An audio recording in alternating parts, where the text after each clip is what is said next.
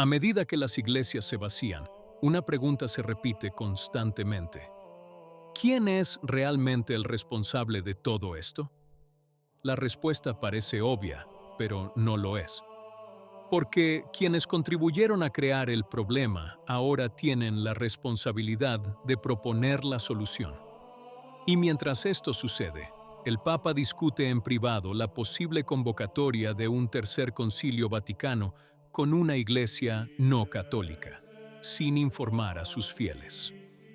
Al final de este vídeo, comprenderás por qué estas dos noticias cuentan la misma historia y por qué esa historia nos concierne a todos. Vayamos al grano. El 21 de mayo de 2026, Gloria.tv publicó una noticia difundida el día anterior por el sitio web español elconfidencialdigital.com. El cardenal Víctor Manuel Fernández, prefecto del Dicasterio para la Doctrina de la Fe, está preparando un nuevo documento vaticano. El tema: ¿por qué la fe ya no se transmite de generación en generación? El documento abordará las causas del declive de la práctica religiosa, la importancia de la liturgia y lo que el texto denomina la cuestión de la inculturación, tan presente en Juan Pablo II. Se está elaborando en consulta con las conferencias episcopales de todo el mundo. Aún no se ha publicado, pero su orientación ya está clara. Es el mismo autor de Fiducia Supplicans, el documento que, el 18 de diciembre de 2023, autorizó bendiciones para parejas en situaciones contrarias a la ley moral natural. Fiducia Supplicans ha provocado una de las crisis más profundas de recepción doctrinal de las últimas décadas. Las conferencias episcopales de toda África se han opuesto públicamente, argumentando que el documento no es aplicable en sus territorios. Obispos, teólogos y fieles de todos los continentes firmaron peticiones y declaraciones de disidencia, una oposición sin precedentes en la historia reciente de la Iglesia. Y León XIV optó por mantener a Fernández en el cargo. Y la cosa no termina ahí. El mismo 18 de mayo en que León XIV se reunió con el católicos armenio, el cardenal Mario Grech, secretario general del Sínodo, se encontraba en el Vaticano para una reunión aparte con el Papa. El resultado fue comunicado 3 días después por la Secretaría del Sínodo, un documento de 18 páginas que aboga por la integración de los informes finales de los grupos de estudio, incluido el controvertido Grupo de Estudio 9, aquel con testimonios de parejas del mismo sexo. El 18 de mayo fue un día muy concurrido. ¿Cómo puede el autor de Fiducia Supplicans diagnosticar el colapso de la fe? Es como pedirle a alguien que abrió las ventanas en pleno invierno que explique por qué hace frío en la casa. Sin embargo, esto sucede, con el respaldo de la autoridad doctrinal de la Santa Sede. Este punto lo cambia todo, porque el problema no es solo quién escribe el documento, sino qué dirá ese documento.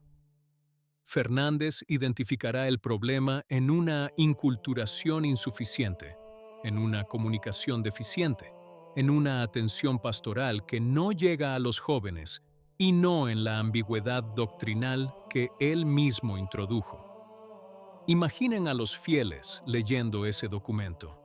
Leerán que la fe ya no se transmite, que las causas son la falta de diálogo, la atención pastoral inadecuada y la desconexión cultural. Jamás leerás, en un documento firmado por Fernández, que uno de los factores del colapso de la confianza en la jerarquía fue precisamente Fiducia Supplicans. El documento que diagnostica el problema lleva la firma de quienes contribuyeron a él. Y hay un hecho que lo hace todo aún más significativo. Este documento se distribuirá a todas las conferencias episcopales del mundo. servirá de base para programas pastorales, formación del clero y catequesis en diócesis de todos los continentes. El error de diagnóstico, si lo hay, no quedará relegado a un cajón de una oficina romana, se multiplicará. Pero hay algo que los titulares no han contado. Algo que sucedió el 18 de mayo de 2026, hace 3 días, y que el Vaticano optó por no compartir con su comunidad de creyentes.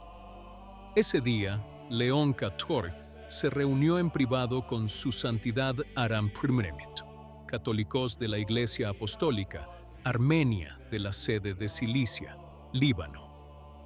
La Iglesia Apostólica Armenia no está en plena comunión con Roma. Es una de las antiguas iglesias orientales que se separaron del camino conciliar en el siglo V. La reunión fue privada, pero la parte armenia hizo públicas sus palabras. El Vaticano ha publicado su declaración oficial sobre la reunión. El texto habla del Líbano, de la paz en Oriente Medio y de la unidad cristiana.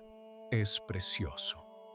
Pero según la declaración oficial de la Iglesia Apostólica Armenia, publicada por Gloria.edu el 19 de mayo, ambos hablaron de algo que la declaración del Vaticano no menciona: la convocatoria de un tercer concilio vaticano. El comunicado armenio añade que León XIV expresó comprensión y apoyo respecto a los asuntos planteados. La misma reunión, 2 versiones radicalmente diferentes.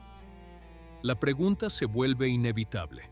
¿Qué le prometió León XIV a un representante de una iglesia que no estaba en comunión con Roma? ¿Y por qué optó por no contárnoslo? No se trata de un detalle menor. Muchos progresistas esperan un tercer concilio vaticano como el momento oportuno para reconsiderar la doctrina sobre la moral, la ordenación femenina y el ecumenismo. Los concilios son los momentos más solemnes en la vida de la Iglesia. El Concilio Vaticano I, en 1869, definió la infalibilidad papal. El Concilio Vaticano II, celebrado entre 1962 y 1965, introdujo los cambios que los tradicionalistas identifican como el origen de la crisis litúrgica y doctrinal. Y esta es la contradicción que nadie se atreve a mencionar abiertamente. No se trata de un error de comunicación, es una elección. Decirles a los católicos lo que uno decide que deben saber y guardar silencio sobre todo lo demás. Analicemos la situación en su conjunto. Por un lado, el autor de Fiducia Supplicans escribe un diagnóstico del colapso de la fe, y ese diagnóstico jamás incluirá a Fiducia Supplicans entre las causas.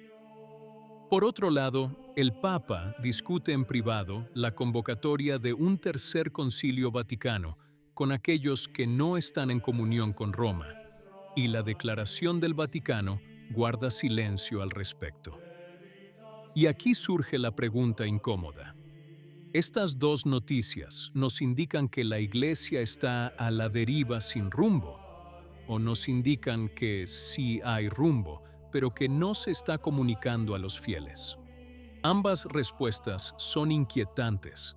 El caos no planificado es una cosa, pero la planificación que ignora a los fieles es algo completamente distinto. Y la respuesta a esta pregunta cambia por completo nuestra comprensión de la Iglesia actual. Pero la Iglesia es indefectible en su esencia, incluso cuando sus pastores navegan entre la incertidumbre. Los fieles saben dónde reside la verdad, en la fe transmitida por los padres, en las palabras de Cristo, en la sangre de los mártires. Ningún documento de Fernández puede borrarlo.